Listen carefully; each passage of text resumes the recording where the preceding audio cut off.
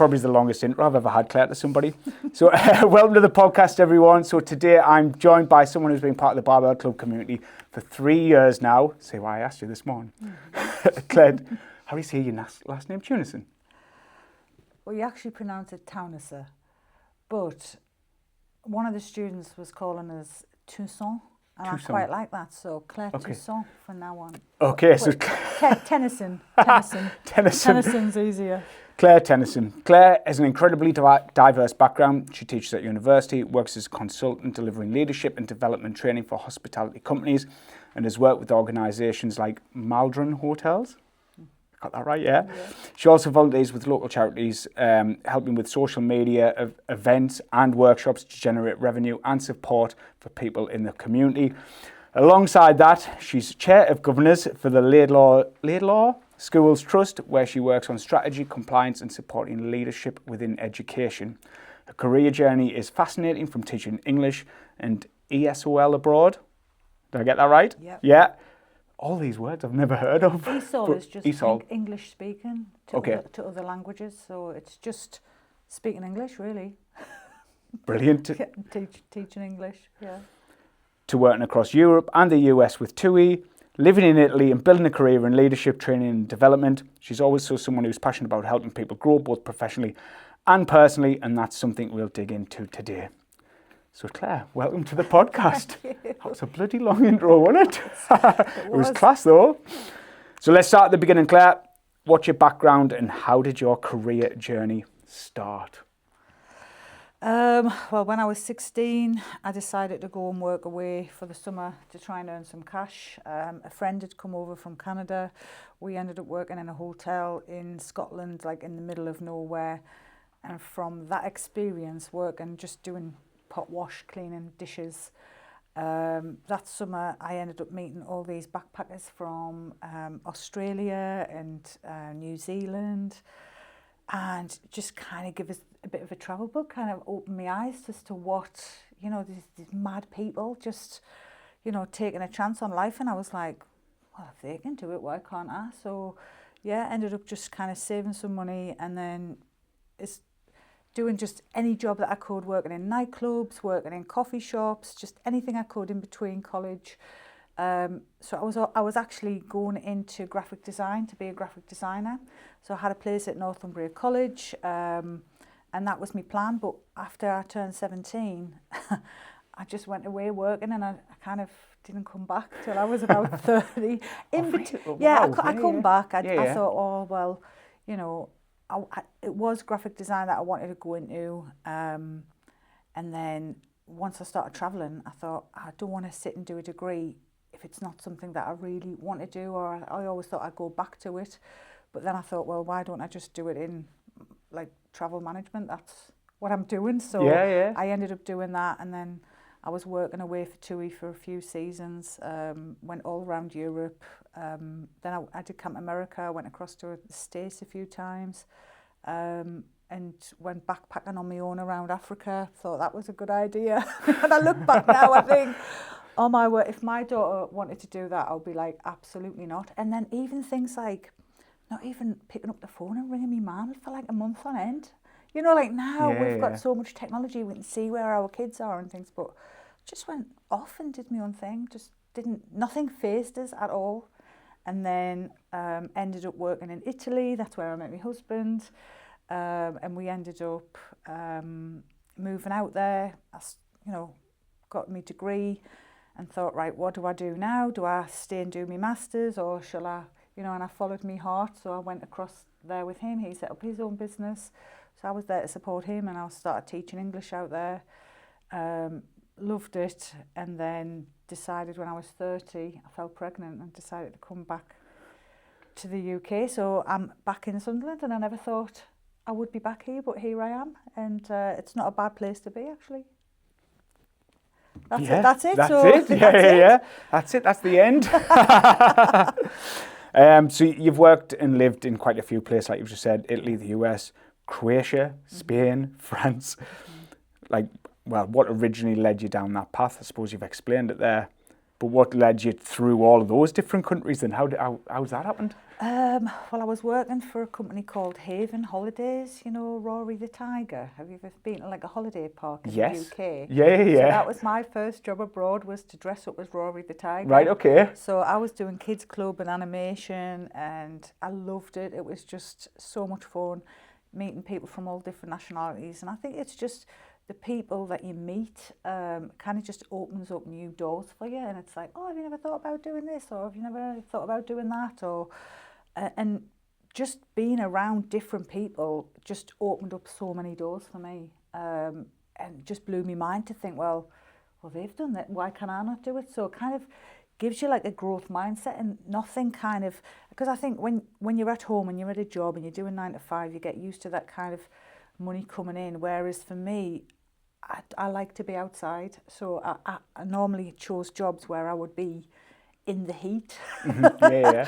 You know, but like when you're dressed up as a tiger in 40-degree heat, it's not fun. It's different at Weymouth, you know what I mean, for a summer season. But yeah, it was just about kind of progressing that way. And I started off kind of as a kids rep, and I just worked my way up to kind of a site manager. So you just meet the same kind of people, and people with the same kind of outlook, just, you know, want to travel, want to see as much as they can. So, you know, wherever I'd be based, it would be strategic because it'd be where I wanted to kind of, you know, go and visit. So any day off that we had, we used to get really early, plan our route and go and see as much of the area as we could, and then save some money, get the next ticket and go to the next country. That's normally how it was. I mean, we actually drove from Spain to Italy to cover a site to help out. And my friend bought this car for 150 quid.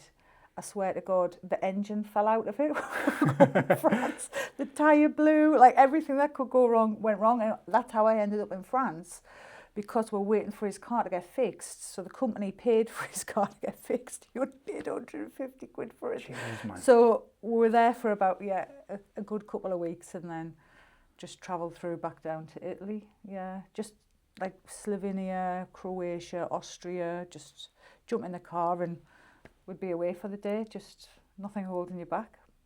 God, I only did like a couple of seasons abroad in Kos, and I thought that was like, wow. And now listening to this, it's like, I'm jealous.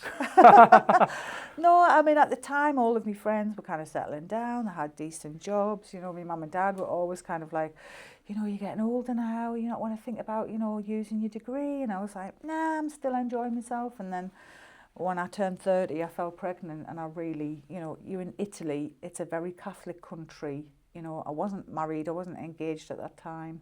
I didn't really know anything, even though I'd worked around kids, didn't know anything about babies. So I was just like, Bob, and she said, just come home, you know. So it was kind of just setting up again over here. And it was a massive culture shock, you know, but I'm pleased I got to spend the time here with my parents while I had the time, you know. So that was, I think everything just kind of falls into place and happens for a reason. I mean, I suppose you were raised here, so it was like it probably is a mother and instinct, like you wanted to raise your own kids here. Is that right? No, do you think, I wasn't raised here. I was born in Germany. So right, okay. My dad was in the army for 22 years. So every 2 years, we used to move to a different country, or moved, like how many different schools I've been to. And having to adapt and just adjust. And so I think because I was a bit like a gypsy kid, just moving around, I think that's probably why it didn't faze us so much. Maybe if I'd had a stable home life and just been at kind of one school, and I made that imperative for my own kids. I says, like, I just want to be in one area. I don't want to have to put them through that. But at the same time, they don't have the social skills that I do. Yeah. Do you know what I mean? And it's like, why don't you just go and ask for that or talk? And kids these days are so frightened to talk, but I think when you're in a situation like that, you turn up in a new school, you've got no choice, you've got to talk, you've got to like make friends, you've got to kind of figure out who your little clique is, you know, where you're going to kind of belong. So I think that's kind of like an advantage. It's worked in my favour, and it's kind of what I do today, just talk to people from all different ethnicities, backgrounds, nationalities, cultures, and I think travel really broadens your mind to that. You know, because sometimes you're in one area and you're getting viewpoints, you're getting news influence, you know, your friends around you. You don't really know anything until you start travelling and you start seeing how other people live, and then the penny drops, you know. But you're worried for your own kids doing it? Not so much worried, but when Or there'd be a worry there, there would. Yeah, well, you do though. Of course you would, yeah. You never think about that when you're young, and you just, you know, it's not so important to send a text. But now, as a parent, I can't imagine what my dad must have gone through. But my parents were really like supportive. They always said, just go, you know, just go and do it. My mum met my dad in Germany, so she used to travel. So it was kind of just in the blood, I suppose. I don't know. I mean, my Jake's coming up 17 soon. It's like, would I suppose, actually, would you? I think I would like, I'd be happy for him to go, to be fair. Like, give him another year, though, because he burns a bloody wrap in the air fryer. Do you know what I mean? Like, you cannot, and he always wears odd socks, by the way, just as well. So, but he, like, just those little housing skills, I think once he's cracked them, I think he'll be fine. But, like, I think I will. Like, I think I'll be happy if I think I'd prefer him to do that. You know what, though? He would grow up so quickly. Yeah. Because you're in that environment. He's still living at home with you. Yeah. So you're kind of seeing how he's progressing and how he's grown, probably giving him chances to, you know, teach how to do this, or I'll teach you how to do that, you know, learning how to use a washing machine, you know, all these little things. But honestly, I've had teams of reps I've had to manage, and some of them have come away for the first summer and they've never even, they don't realise that they have to wash their clothes. You know, body odour, you know, and I'm kind of like, no nonsense. And you learn that as a manager and working with people. It's kind of, you've got to approach people and say, actually, you know, you might want to think about washing your uniform. You know, you're the face of the company, and like, you've never washed your uniform for 6 weeks. I think that's a bit strange, you know. And they're like, well, and when you get down to it, you realise they've never done it before. You know, there's one girl that we had working there, she wanted to make some, I don't know, jacket potato or boiled potatoes, and she actually just put a potato, she hadn't peeled it, she just put it in the pan. And I was like, you need to add water and you need to peel the potato. But the thing is, this is what I mean, like 16, 17-year-olds, that's how they learn. When you're shoved in the deep end and you have to cook for yourself and you have to, you know, organise yourself and do your own laundry, that's the only way that they're going to learn. You know, because we can do it better, and we just think, oh, it's quicker if we do it ourselves, you know, but you're not giving the kids a chance really to develop the skills. Because we've got to clean up after them, don't we? That's the thing. We like. I know what you're saying. It's a harsh reality to face. It is. Yeah. Enjoy your coffee before it gets cold. So what were those early travel and hospitality, hospitality experiences like for you? Great, really.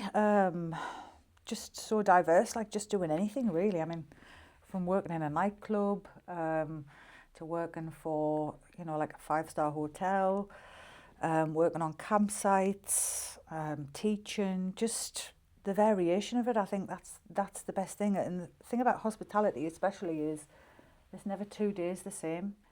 So things happen and it's how you respond to that. I mean, the thing is especially about travel companies, and this is what we're trying to teach in the university, like crisis management. You don't always think that, and it's never in a training manual, like if somebody dies or they have a heart attack, and having to face that. And like I say that as students, you know, you'll never see that in a training manual in case something happens, because you never think it's going to happen, but it does happen. And sometimes families abroad especially, they don't have any kind of travel insurance. They never think that it's going to happen, and you know, having to ring embassies and call families, and you know, it's expensive to fly your body back home. Little things like that. I think it's character building. You know, it's how you cope in a situation. What was your favourite job? Probably working as a kids rep. Was it? Yeah, I loved that. That was just so much fun. You know, you get kids coming and they couldn't speak any English, kind of Danish, Dutch, German, Italians. I had a lot of English, a lot of Irish, loads of different nationalities coming along to kids club. And it's amazing because even though kids can't speak the language, or maybe I couldn't speak their language, you can kind of do a song, you can be a dance, you can do a bit of animation, you know, and I mean, there was times and stories, you know, I'd be out, I mean, I was 22, 23, with like reps, you know, and this is the, you go out, you could be back, you know, you're crawling at 5 o'clock in the morning, going out drinking the whole time, get up at 7, go to work, you know, and you've got face painting planned for the day, and all the kids are standing there, hi Claire, they're like 2 hours sleep, absolutely hanging. You know, and one day I remember I'd said to them, I was so hungover, I was lying on the sun lounger, and I was like, you can just do what you want, just paint on me, just paint on me. And they used permanent markers, and basically I had like little tigers, I had like somebody had, like drew a brain on me head, permanent marker, little smiley faces, and obviously you're wearing shorts and t-shirts when you're working out, so this stuff was on my body for like about 3 days. I couldn't scrub it off because of the sunburn, so I got a harsh lesson there, was don't turn up to work hungover. I bet you didn't learn from that lesson though, did you? Well, I don't drink now. Yeah, so but then I bet you still had a few rough nights after that. Well, you know, the thing is in Italy as well, is here we've got kind of corner shops everywhere. In Italy, they've got kind of wine shops everywhere. So they have like there's usually three big barrels in the shop, and they have like a petrol pump for the wine, and you can go in with kind of like a 2-litre bottle of a plastic bottle, basically. You might have a cola or orange, fill it up for €1.50, and there's no sulfites, it's all fresh. So like for €1.50 you'd have like 2-litre bottle of wine. What? We were drinking one of them nearly every night between us. Like we'd have friends over, we had like a roof terrace, we were living the life. You know how different life is now. Cup of tea or a coffee, you know, that's it now. But yeah, it's a completely different life, you know, different universe. Yeah, that sounds mint. Well, young, actually, yeah, of course it is. Yeah, loved it. But I suppose they treat wine differently to what we do, don't they?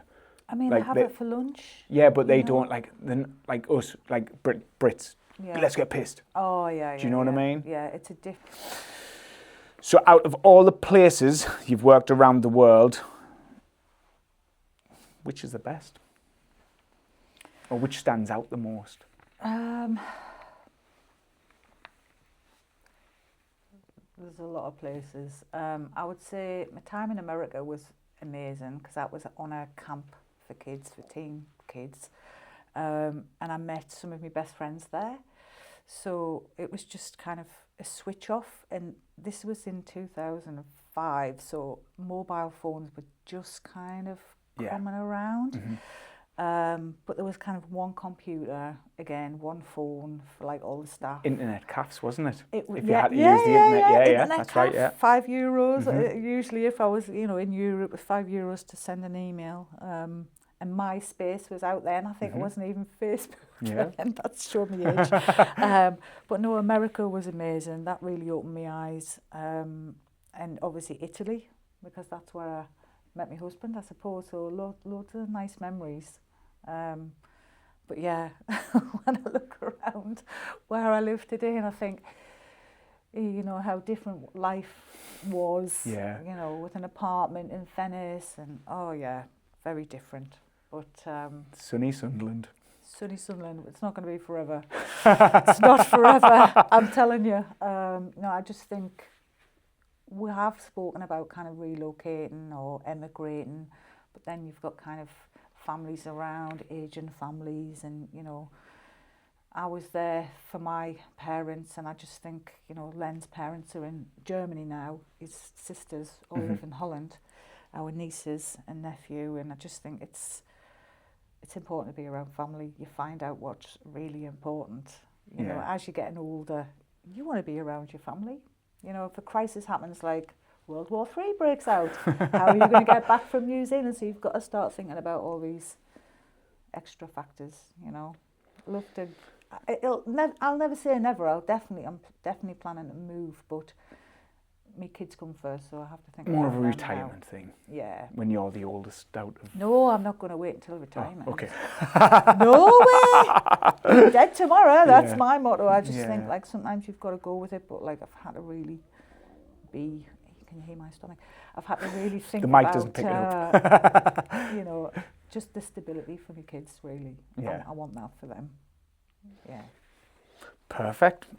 Training, teaching and education. So your background is originally teaching. So what drew you into the education, into teaching? I don't know. I always enjoyed it.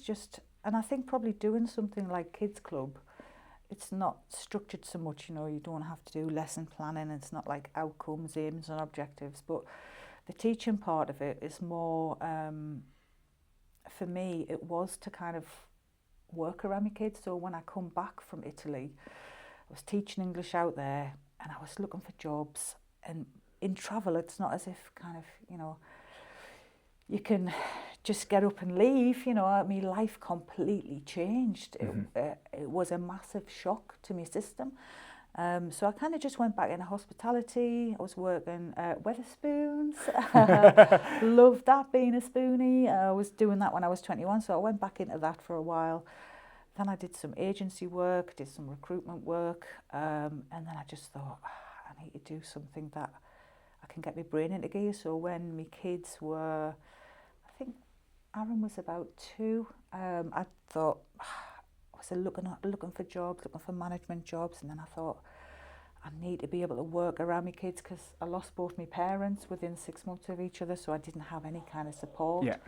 So I decided to go back and do my masters, and then after that I did my teaching qual, and just working with diverse learners, teaching English, and then my degree was in tourism, so it kind of just felt natural, you know, and I just said to my boss, look, you're not getting rid of us, I'm staying, you've got to give us a job. So I didn't work there.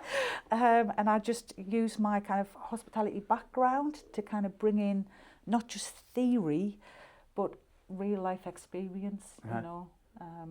So I've been in their shoes, I've worked in hospitality from bottom up, and I think you get a lot of more respect that way because just even some of the stories that you can tell, you know, it's funny, you know, you just have a laugh. So where like, you've got like these business teachers. Yes. Who's never had a business. Yeah. Yeah. Yeah. But what you do is obviously you've lived it. So you can actually then teach it, do you know what I mean? Yeah. So that's good, I like that. So you taught ESOL, is that how I say it? ESOL? Yeah. Or just ESOL, yeah? English. So you taught ESOL and English abroad. What was that experience like, living and teaching that in Italy? Great fun actually, and one of the reasons why I got the job was because I didn't speak any Italian, so I couldn't. They just want a mother tongue English speaker. Okay. So people have the perception that they've got to have a TEFL, they've got to have this, that, the other. I had a degree in tourism. Yeah. And they were like, oh, you've got a degree, you can speak English, you can teach. And I was like, yeah, I'll jump on it.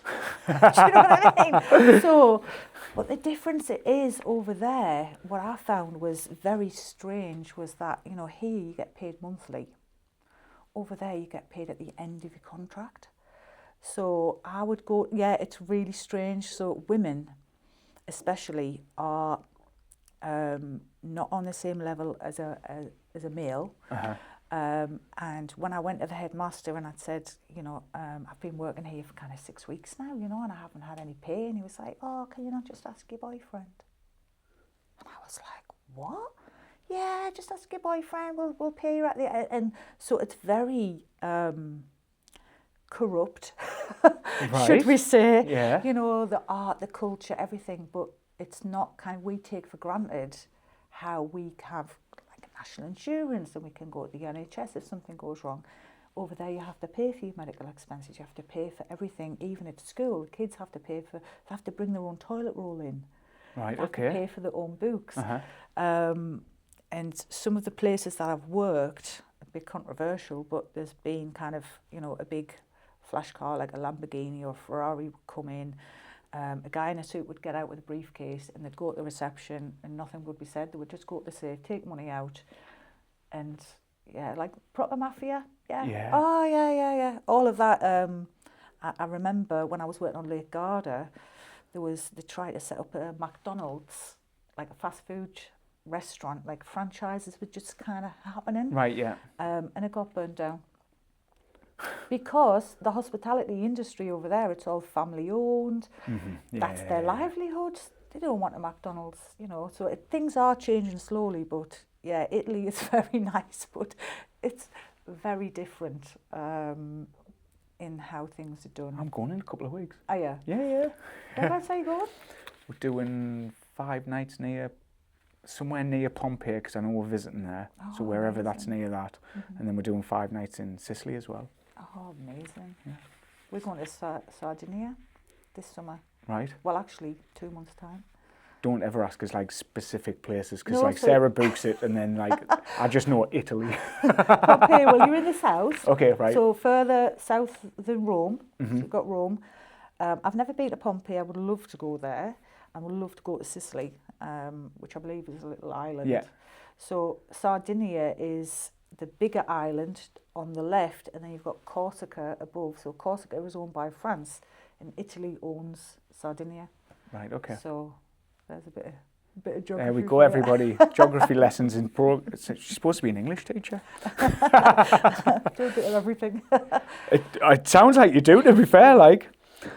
So you're also a qualified English teacher, but now teach more business and tourism. What do you enjoy about that side of teaching? So we'll say the business one more so. Yeah. Because I'm interested in this bit. It is. It is really interesting, and it's really good that you're getting kind of young minds coming through. And there is a lot of support at the university for anybody that wants to set up their own business, and it's just making sure that they know what support is there. So yeah, we do kind of global issues at the minute and how that would affect a business. So they have to kind of use a pest analysis framework to look at kind of political issues for a subject. So let's say we're talking about AI in the future and how is that going to affect businesses. So they would look at like a political aspect that might, like pros and cons, and they have to be critical about it. And we're doing projects about the Vaux site in the city centre. So a lot of the students will be asked to do kind of like consultancy work. So we get businesses in, so if you need any help with your marketing or if you've got any chance for internships, the university will pay the students. Let's say you need someone to help with your marketing or social media. You give them 80 hours a week and the university will pay them. So you're not paying anything as a business, but you just... Why hasn't she told us this before? What was Ian recording this for?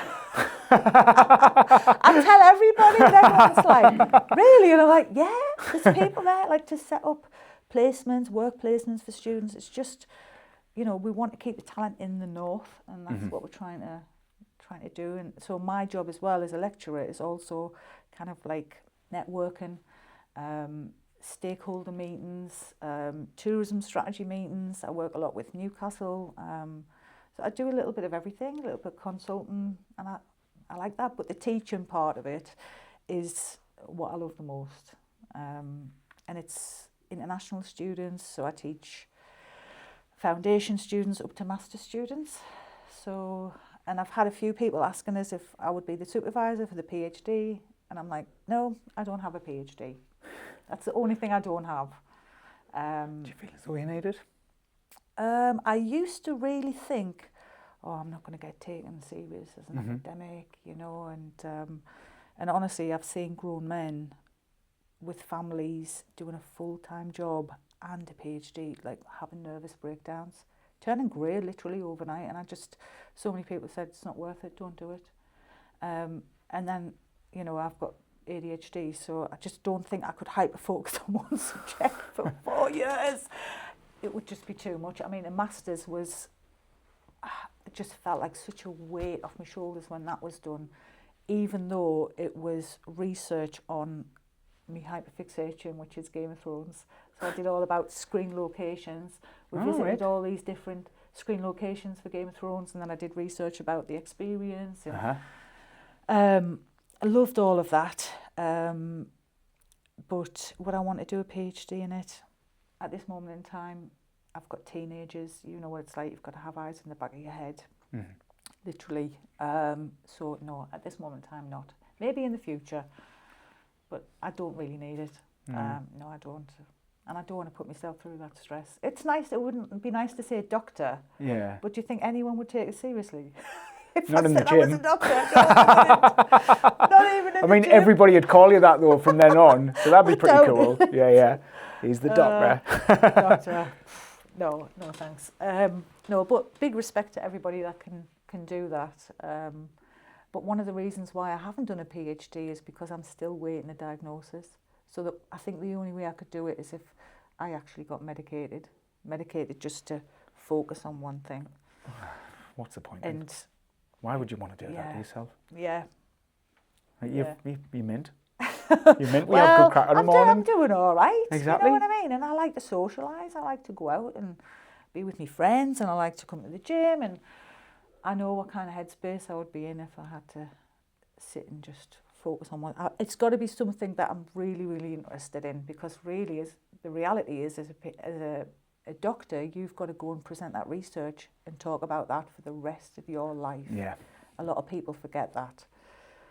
You know. Yeah, it's good. And It's got to be a hobby in a sense, doesn't it? What you're interested in now, you might not be interested in 10 years, so you put your life work into something.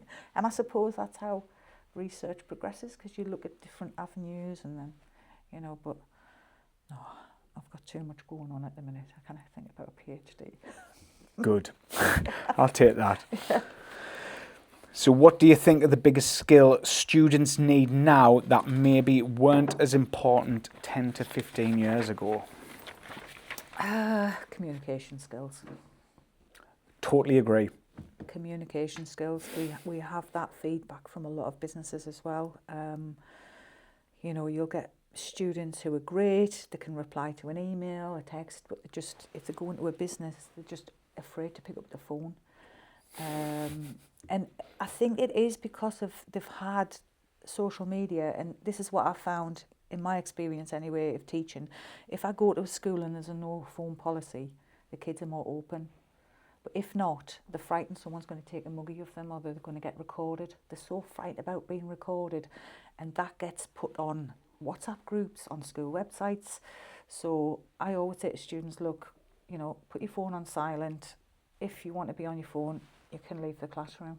And they're just, you know, and I'm like, I don't want to hear Snapchat, you know, and it's so important that you have that respect in the classroom so that people do feel that they can say what they want to say and be themselves. But yeah, I think communication is massive, but you've got to look at the factors as to why they don't want to communicate.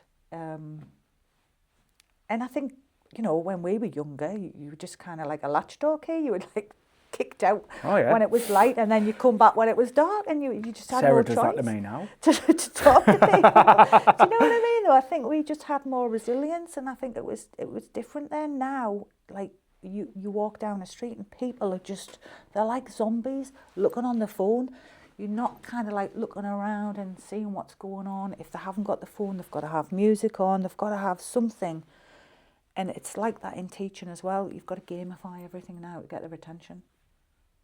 It's unbelievable, yeah. And that's the challenge that teachers are finding now, because it's just, even if I'm sitting, even with my son, he'll say, oh, can we watch a few reels on, you know, and we're looking at these AI cats doing these random things like Kung Fu and all sorts. It's like, Mum, look at this. And I'm like, it's funny. You know, but it's like every 3 seconds. I'm like, son, you know, just wait, we'll just watch a video. And it's, no, the attention span's not there. Well, we don't have phones in the gym, do we? No. Yeah, and that's the same. Like, I've had to tell so many adults off for it over the last however many years. And like people, because this is a time to shut off. And even for the people who's in your classes, like, it's a time for them to be learning. Yeah. Like, it's crazy. But yeah, I totally agree with you on that one. Where are we at? So, you now deliver consultancy workshops and training for hospitality companies. Tell us a bit about what that actually involves. So it's kind of going into businesses with a different kind of training model. So at work, when I'm teaching at the uni, what I'll do is I'll change the training materials. Normally it's kind of, you know, PowerPoint. You might get a recorded lecture on there. That's normally how it works. So students can watch the lecture and then they come into seminar and workshops so that I can basically assess their learning. to make sure they're grasping the main thing. The problem is they don't watch the lectures. So I have to kind of recap what they've done, and then, you know, the whole lesson plan that you have goes out the window because they're not watching the lectures. So what I do is, I was a student once too, and I think about it that way. I didn't read research papers. Like, I'd rather stick pins in my eyes than read research papers, let's face it. So I kind of put myself in their shoes. So what I do is, I use a lot of tools, I use a lot of AI in me designing me frameworks and, you know, whatever I'm teaching me material. So I'll put the most 4 recent research papers that I want them to grasp, and I'll turn it into a podcast for them. Right. Or I'll turn it into... Like an audio only? Yeah. Okay. So it's 15 minutes, and it's Google Notebook LM. Okay. So for any teachers out there, if you're wanting to kind of diversify your learning style, if there's something that you really need to take on board, but you're like me, you read the same paragraph over and over again because it's so boring, it doesn't stick. So what I'll do is I'll turn it into a visual, I'll make a mind map, I'll make a podcast, I'll create a video for them, and I have that so there's all the different teaching materials in different ways. So, because it's like saying to somebody who might be dyslexic in your class, but then they're not diagnosed necessarily, right? I want you to read that research journal. That's like asking a kid in a wheelchair to climb a flight of stairs. Mm-hmm. Do you know what I mean? So I try and be inclusive that way. So because of the way I deliver my stuff, I get bums on seats, I get more people in the class. Yeah. And I don't bullshit them. I just say, like, you know, if you're not going to listen, if you're not going to turn up, you're not going to learn. If you're not going to watch the lectures, you're not going to learn. You know, don't come crying when it's time to submit your assignment. And I get phone calls like students having nervous breakdowns. Like, I don't know what I'm doing. And I'm like, right, let's make sure you know exactly what you're doing before we get to that point. So yeah, I've changed a lot of stuff, and that's just kind of, you have to keep learning, you have to keep adapting. Yeah. So if I go into a hotel, or I'll go into a pub, or I'll get a phone call from a manager who's in dire straits, the staff are not turning up, they're not listening, they're getting really bad Google reviews, you know, which can affect the business. We will go in and I'll do training with them, and I'll use something called Mentimeter, which is kind of like an interactive PowerPoint. So I'll get real-time results, and then I kind of act as a mediator between me and the manager, because they'll tell me exactly what's going on from like a leadership point of view. Mm-hmm. The manager's saying, oh, we do this, this and this. They don't do that. A lot of staff don't have training until it comes to like audits, when it has to be done.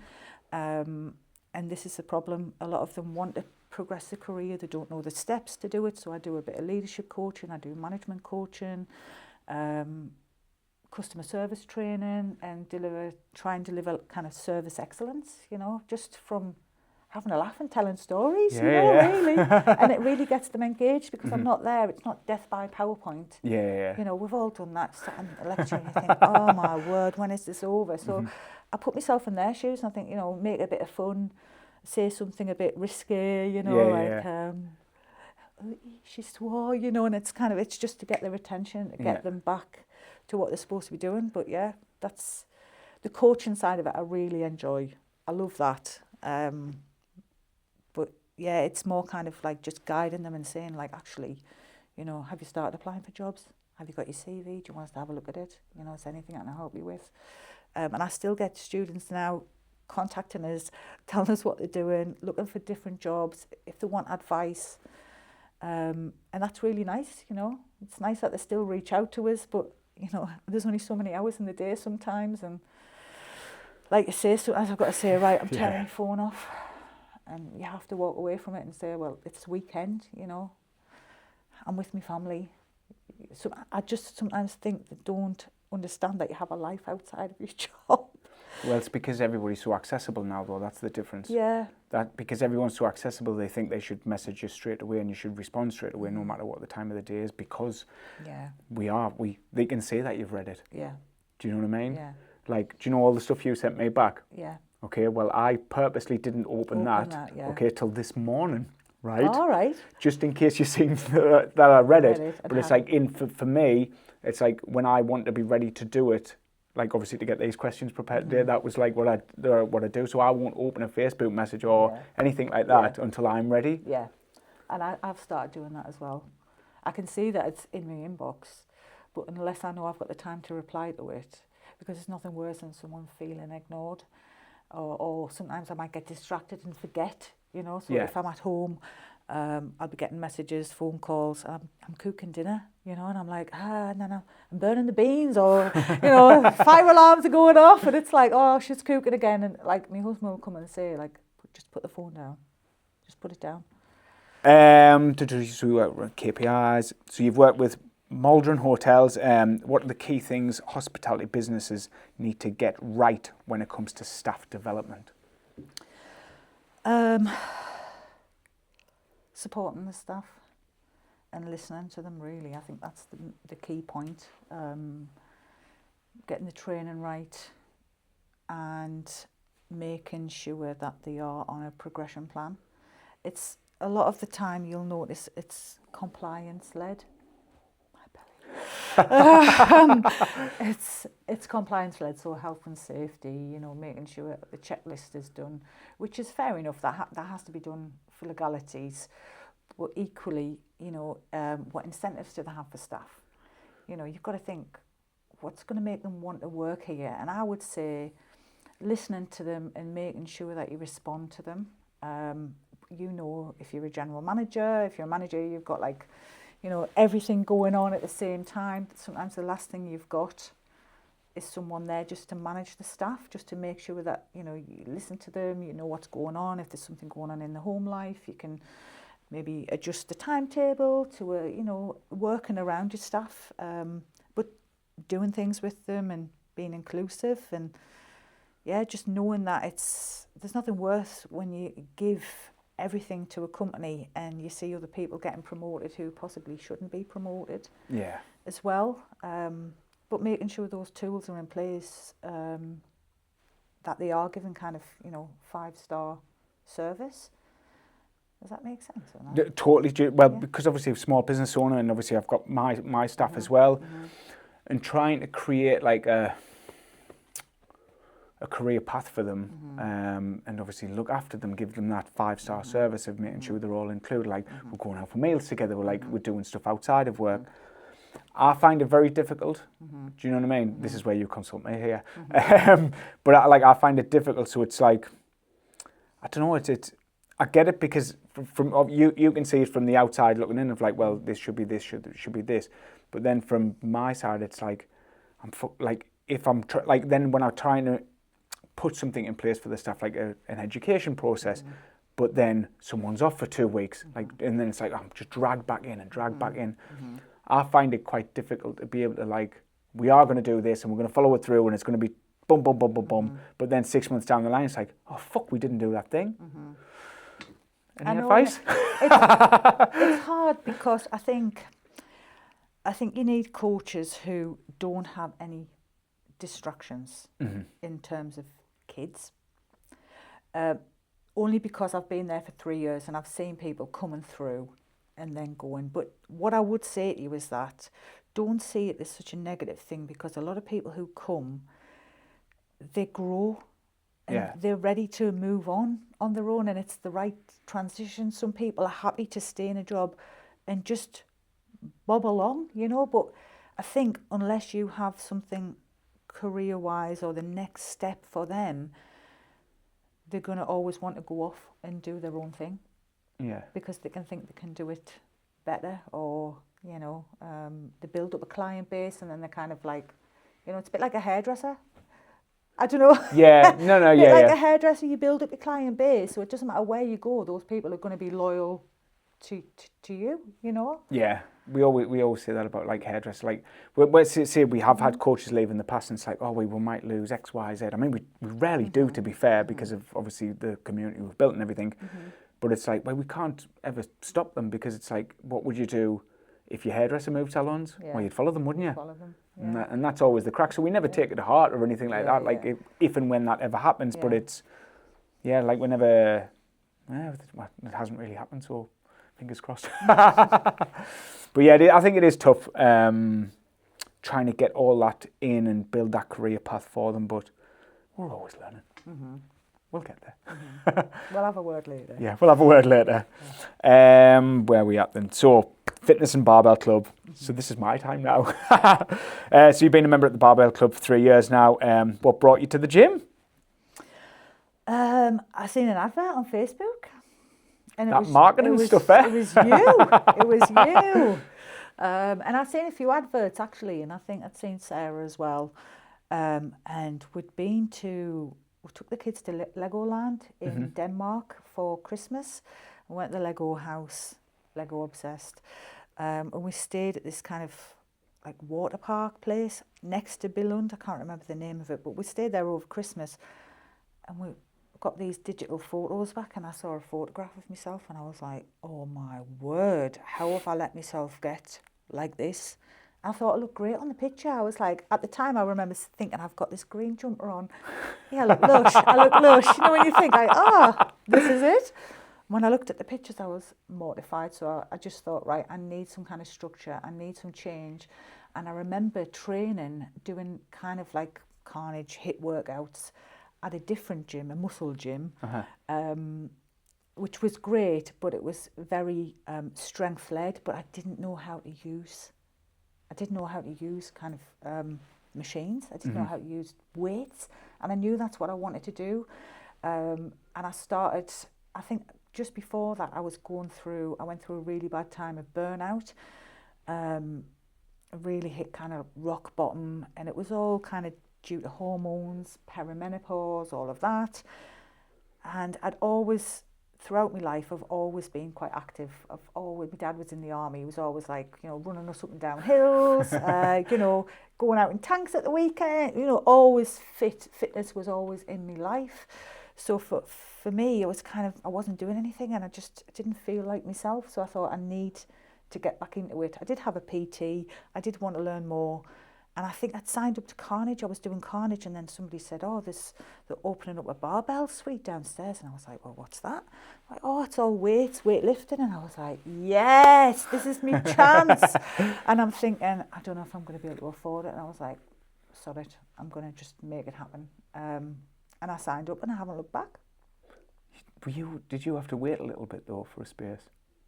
Did you have to wait a bit? I was waiting, but I was still coming at that time. Yeah, you were still coming at the Carnage 6:15, yeah. I quite enjoyed the Carnage, actually, so, you don't miss what you've never known before, But once I was into it, I was like, I don't want to go back upstairs, I want to stay down here. No. And it's the people that you meet, you're not doing it on your own, you're not walking into a gym thinking, everyone's looking at us, everyone's kind of, having a coffee, having a chat, what we do last night, and you're catching up. It's a bit social as well. They do lift weights as well, by the way, just to let everybody know. We do, but it is more kind of like, well, I probably see people in the gym more than what I see my husband. Like, more than what I spend time with them as adults, if you think about it, more than what I see my best friends. So they do kind of become 4 hours a week. Like your best friends, you're with them 5 hours a week. Yeah. That's more than what I spend with my boss at work and people who I work with. So it's kind of, it does come part of your community. So I think that kind of like shapes me morning, and I never leave the gym feeling in a bad mood. I always leave buzzing. So, it sets us up for the day. And on a Wednesday, when I'm supposed to have a rest day, I kind of function. I sleep in. I'm out of sync because I'm out of my routine, and I need routine to function properly. That's how I manage my ADHD. So if I'm not at the gym, I don't function very well at all. So even on a weekend, I've got to do something active so I can regulate myself, so I can focus. Step stairs, that's what those are, okay? Yeah. That's all you've got to think of, that hour. Just get up the same hour, do your bloody steps, will you? Steps, yeah. I know. So what role does training and fitness play in your life now? I can't imagine not doing it. I can't imagine not working out. And it's actually, I was saying to you this morning, like kind of, you catch yourself in the mirror. I don't look in the mirror very often, as you can tell on a morning. I just roll out of bed, put my clothes on, I'm at the gym. Your fucking big long coat. I don't even brush my hair, brush my teeth. If I can get there, I get there. I get my coffee there, and then, I just think it sets you up for the day, but looking in the mirror, I mean, it's been 3 years, so, I do notice like a massive change in my body, which in turn makes me feel more confident, which helps in my job. So, you know, I think if you look good, you feel good, and that reflects how you are as a person, you know. So yeah, I just think it brings out your confidence, and people get attracted to that energy. So I'm kind of attracting people from my motivation and consistency every day, going to the gym. It just kind of, it just puts you in a better mindset for everything. It was your delts, wasn't it, what you were talking about this Yes, morning? it was my delts, like got actual like, whoa, you're like a bicep. We've got like definition now in my arms, which I never had. They were just like big, flappy bingo wings before, you know, and just a bit more toned bingo wings now. Yeah. Hey, you're doing good. Getting you're doing there, good. getting there. You are indeed. It's just consistency, isn't it? Yeah, it is. And you do the main thing, like what me and Dan always say, like the main big win, you get in 4 days a week, pretty much every week. Mm-hmm. Like you weren't doing that a few years ago. Mm-hmm. Like that's huge for some people. Yeah. And obviously with your busy schedule, consultant, teaching, volunteering, how the fuck do you make time for it all? I get up at 4:30, 5 o'clock in the morning, and I come in the morning before school, before my responsibilities start, which basically the kids are at an age now, I also had to factor that in, being able to leave the kids on their own on a morning, you know, and now I've got a 16-year-old, she can get herself up, well, sleeps through alarms, but she can get herself up and ready to go to college, and we're in a routine now with Aaron. He's 12, so he will get up and go in the shower, his clothes are ready, you know, everything's pretty much done. He's very good that way, so we're in a routine now. But if they were smaller, I couldn't have done that because I didn't have anybody to like watch the kids if they woke up or anything. I wouldn't dare leave them, you know. But now, if I don't go in and wake them up, they'll sleep till 3 o'clock. So yeah, I need that. I need that routine of going to the gym on a morning. And you get it done in the morning. I'm a morning advocate because it's like anything can happen during the day. Mm-hmm. Anything can happen on the night. Anything, kids, classes, blah, blah, blah, blah. If you can get up, especially at 6 a.m, if you can get a slot, of course, with us, which is very rare. That's the hardest thing. Yeah, that's very rare. And that's across Concert, Durham and Sunderland. Like it's always, that's the hotspot time slot. If you can get up and get it done first thing, like you've won. And that's it. It's done. Yeah. You come in from work, the last thing you want to do is get changed and drag your ass to the gym. Oh no, you know I could not do it. Well, I go to the gym on a night with my kids. Right. So I've signed them up for a membership and they go to the gym now. And so it's good because they actually said to me, Mum, I want to join the gym. Because they see the difference in me. Yeah. And I'm like, oh, lazy sloth children, come on. Get some trying to get them out for a walk on a weekend. You know, we've got like a National Trust membership. And my husband's Dutch, so he hates wasting money. So he's like, come on, we have to go out for a walk. And they're like, oh, it's like a shock to the system. So we are walking more, we are getting out more. And they are at the gym. And it does affect their mental health and their, you know, anxiety, you know, and it's good for the confidence. Gets them off the screens. And yes, exactly, gets them off the screen, you know. So that's the main thing, is just trying to cut out the tech. So what would you say to somebody who says that they're too busy for their health? Bullshit. Bullshit. Don't bullshit a bullshitter. I've said it for years, like, I haven't got time. And honestly, it drives us insane because, you know, and I hear it even when students coming into, you know, lesson, and I turn into a bit of a Karen. And I'm like, right, I haven't had time. And I'm like, mate, I've been up since 4 o'clock. I've been at the gym. I've come home. I've done 2 different school runs.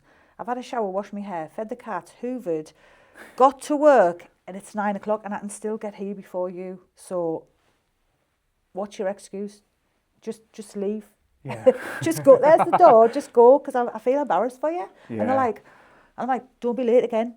And they're like, oh, all right, you know. So it's kind of just putting it from a different perspective, I suppose, you know, making them realise it's not just, you know, if you've only got yourself to think about, it's very different if you're late, because it's on you. Yeah. But when you're waiting for like your kids to get ready on a morning, I can't find my shoe, and you're like looking all over a bloody shoe, or I haven't got my planner, or I need my PE kit like 10 minutes before they're due to be in the car to get to school, you know. So there's always something, but you know, if it was just yourself to think about, then yeah, I don't see why people can't get up an hour earlier and work out. I just don't get it. Even if you've just got a stepper in the house, get up an hour early and do an hour on the stepper if you can't leave the house. Do you know what I mean? But a lot of people, like for me, I need accountability. Yeah, I know that. So I need that group. Yeah. I need that group to say, like, hey, why have you not been in? Yeah. Where have you been? You know, and I need that, because you can sign up for a gym membership and you can have all the best intentions. I'm going to go every night. I'm going to go 3 times a week. And you know what it's like, if you're not feeling it, you haven't got anyone holding you accountable, so you're more likely just to say, oh, you know, but you don't cancel the gym membership, because in the back of your mind, you're telling yourself, oh, well, I'll go next month, or I'll go next week, I'll go next week. And then 6 months has gone by, you've paid 300 quid for a gym membership that you've never used, you know. And I think that's also another reason why a lot of people do attend, because the gym membership at where we are, it's not cheap. No. Yeah. So you want value for money, and you think, well, I'm paying all that money, I'm going to get my money's worth, so I'm going to go. Yeah. Do you know what I mean? That's a difference as well. Oh, it is, and that's one of the things with the structures with us, where it's Monday, Tuesday, Thursday, Friday. You can only come to your time slot, unless like you ask somebody else if there's space. So if you miss your session, you're missing out on that bit of money. Do you know what I mean? And it keeps people coming, and it works. Yeah. It does. Strategy. It keeps you coming. Do you know what I mean? If that was 20 quid a month, what we're doing now, nobody would be turning up. Nobody would turn up. Because they're thinking of it exactly the same. Yeah. It's value for money. So future plans, you mentioned you'd love to start your own podcast and coaching business. What would that look like? Well, I do actually get client requests on LinkedIn. So I don't advertise at all. I've never advertised that I'm a coach. I just said that I was a coach. But I get a lot of recommendations, and LinkedIn has a tool where you can put at the bottom, if you've ever worked with somebody, if you've ever had a client, like a testimonial, a bit like a reference. Yeah.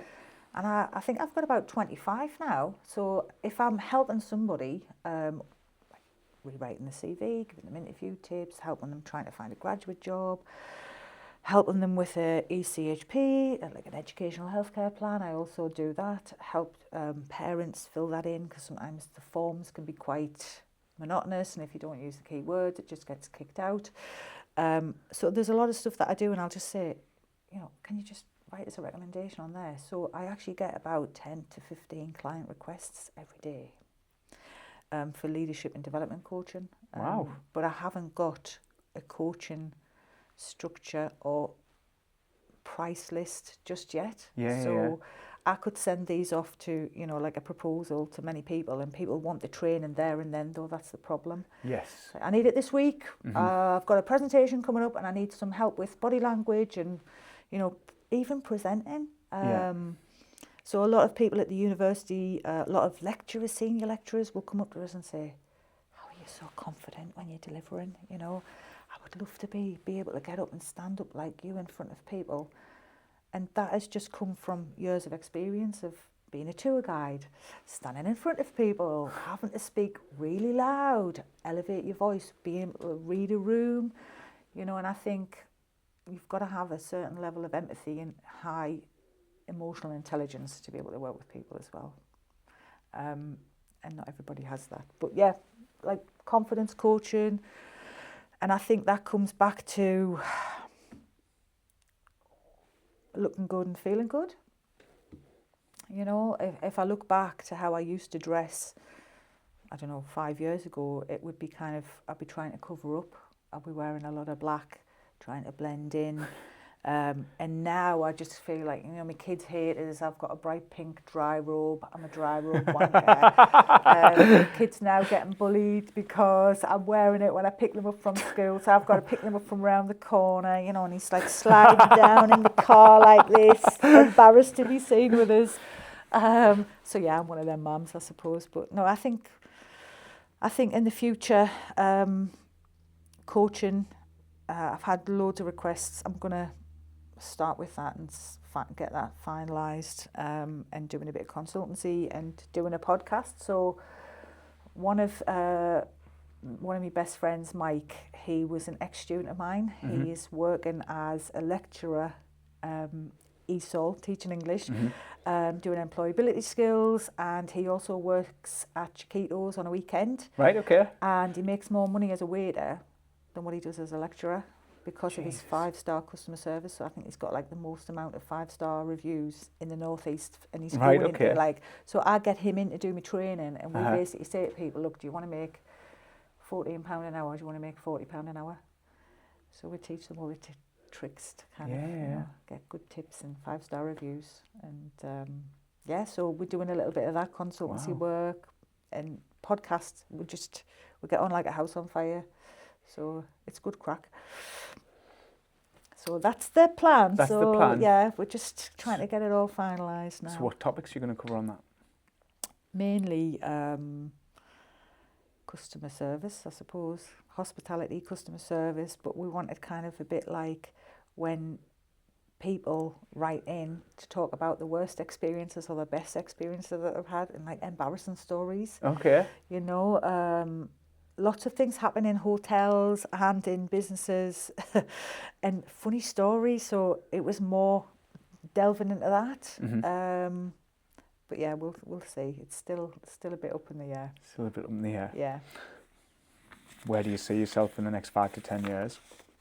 Oh, I hate those. This isn't an interview. I don't know. I really don't know. I just try and take every day as it comes. You know, things happen in life, and I think sometimes we can plan so much, but as long as you've got a growth mindset, as long as I keep learning, as long as I keep growing, I want to be a lot fitter, I want to be a bit more well-travelled, and just not take things so seriously. You know, a job is a job. That's the way I'm looking at it now. I see a lot of people in corporate and they give up their life for everything, like for this job, and you know, something happens in their life, or a parent dies, or they have to take some time off and just get replaced straight away. You know, you've given like 40 years of your life to this institution. It's not worth it. So no. I just think take every day as it comes, just try new things, and see what happens. As long as everyone's healthy, that's all I wish for. Yeah, have a why not approach. Yeah, just say yes to people. Say yes to things and see how your life changes. Quick fire questions. Yeah. Coffee or tea? Coffee. Favourite place you've lived? Germany. One leadership trait everyone should develop? Emotional intelligence. Best piece of career advice you've ever received? If you don't ask, you don't get. One book everyone should read? Kite Runner. Kite Runner? Oh, what's that? It's about a little boy who grows up in Afghanistan. Okay. Is it sad? Kind of, yeah. Oh, it's all right then. Right. I don't know. I'm kind of thinking probably the wrong book to say to you. So I think that's pretty much it. Where can people find you, find your education stuff, or how do they get in contact to maybe potentially work with you, or what do we do from here? And obviously I'll put all the links below. Yeah, well, just normally I just give me my LinkedIn. I don't have a fancy email address. I don't have a website. I just haven't got around to doing it, to be honest. They can contact us on Facebook, I'm on Instagram, I'm on TikTok, but mainly if there's anything career-wise, contact me on LinkedIn. Yeah. Perfect. Do I have a glass to cheers with you? I'll use my bottle. Well, thank you very much. Yes. You're welcome. Thank you. Thanks for having us.